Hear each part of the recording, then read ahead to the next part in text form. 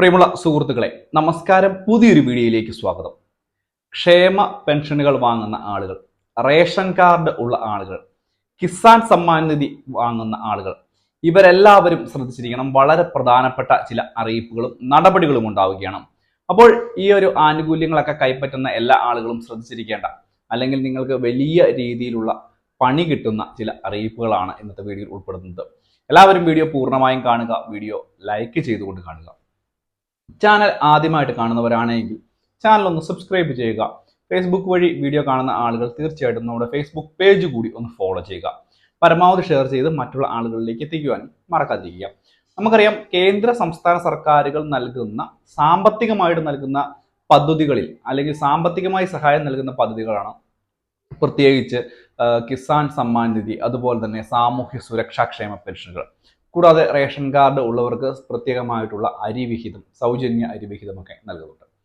പക്ഷേ ഇപ്പോൾ പുറത്തു വരുന്ന റിപ്പോർട്ടുകൾ പ്രകാരം ഇനി അങ്ങോട്ടുള്ള സമയങ്ങളിൽ ഇതൊന്നും അത്രയ്ക്ക് നല്ല സ്മൂത്ത് ആയിട്ട് നടക്കില്ല എന്നുള്ളതാണ്. വളരെയധികം അനർഹരായിട്ടുള്ള ആളുകൾ പദ്ധതിയിൽ കയറി കൂടിയിട്ടുണ്ട് എന്നുള്ളത് ഈ ക്ഷേമ പെൻഷൻ, കിസാൻ സമ്മാൻ നിധി, അതുപോലെ തന്നെ റേഷൻ കാർഡ് കൈവശം വെച്ചിരിക്കുന്നത്. അങ്ങനെയുള്ള ആളുകൾക്കെല്ലാം തന്നെ കർശനമായിട്ടുള്ള നടപടികളൊക്കെ നേരിടേണ്ട സാഹചര്യമാണ്. പ്രത്യേകിച്ച് മനസ്സിലാക്കുക, വീടാന്തരം കയറിയുള്ള പരിശോധനകളാണ് പ്രാരംഭഘട്ടത്തിൽ ഉണ്ടാകുക. ഇതിൻ്റെ ഒരു പശ്ചാത്തലത്തിൽ തന്നെ നമ്മൾ മനസ്സിലാക്കേണ്ട ഏറ്റവും പ്രധാനപ്പെട്ട കാര്യം എന്ന് പറയുന്നത്, മഞ്ഞ, പിങ്ക് റേഷൻ കാർഡ് കൈവശം വെച്ചിരിക്കുന്ന വലിയ ഒരു വിഭാഗം ആളുകൾ മുൻഗണനേതര ലിസ്റ്റിലേക്ക് മാറുവാൻ വേണ്ട നടപടികൾ സ്വീകരിക്കണം. ഇവർ അനർഹരാണ് ഈ ഒരു മുൻഗണനാ കാർഡ് കൈവശം വെക്കുന്നതിൽ എന്നുള്ളത് സർക്കാർ തന്നെ കണ്ടെത്തിയിട്ടുണ്ട്. അതുകൊണ്ട് തന്നെ ഈ ഒരു നടപടി ഇവർ ചെയ്തില്ല എന്നുണ്ടെങ്കിൽ വിപണി വിലയുടെ എത്രയാണോ നിങ്ങൾ ഇതുവരെ വാങ്ങിച്ചിരിക്കുന്ന റേഷൻ ആനുകൂല്യം, അതിൻ്റെ വിപണി വില നിങ്ങൾ നൽകേണ്ടതായിട്ട് വരും. നിങ്ങളുടെ പേര് വിവരങ്ങൾ ഒരുപക്ഷെ പഞ്ചായത്ത്, വില്ലേജ്, മുനിസിപ്പാലിറ്റികളിലൊക്കെ പ്രദർശിപ്പിക്കാനുള്ള സാധ്യതകൾ വളരെ കൂടുതലാണ്. അപ്പോൾ ഈ ഒരു കാര്യം മനസ്സിലാക്കുക.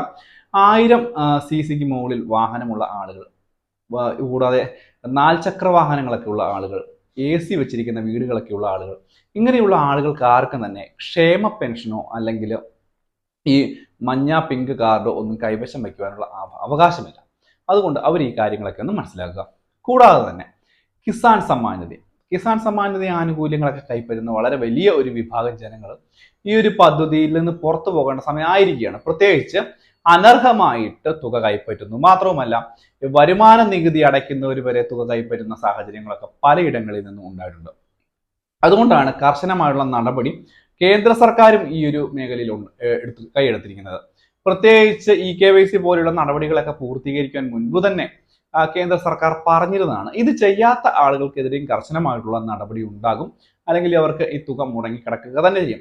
പക്ഷെ അർഹത ഉണ്ടായിട്ടും ഇത് ചെയ്യാത്ത ആളുകളുണ്ടെങ്കിൽ ഉടനെ തന്നെ ചെയ്യുക. കാരണം നിങ്ങൾക്ക് ആനുകൂല്യം മുടങ്ങിപ്പോയതുൾപ്പെടെയുള്ള തുക നിങ്ങളുടെ ബാങ്ക് അക്കൗണ്ടുകളിലേക്ക് എത്തിച്ചേരുകയും ചെയ്യുമെന്നുള്ള ഒരു കാര്യം കൂടി ഒന്ന് മനസ്സിലാക്കുക. അപ്പോൾ ഈ ഒരു കാര്യങ്ങളൊക്കെ ഒന്ന് പ്രത്യേകം ശ്രദ്ധിക്കുക. വളരെ പ്രധാനപ്പെട്ട അറിയിപ്പാണ്. എന്തെങ്കിലും സംശയങ്ങളൊക്കെ ഉണ്ടെങ്കിൽ തീർച്ചയായിട്ടും നമ്മുടെ കമൻറ്റ് ബോക്സിൽ ചോദിക്കുക. കാണുന്ന മുറയ്ക്ക് മറുപടി തരാം. മറ്റൊരു ഇൻഫോർമേറ്റീവായ വീഡിയോയുമായി നമുക്ക് വീണ്ടും കണ്ടുമുട്ടാം. അതുവരേക്കും ബൈ ഫ്രണ്ട്സ്.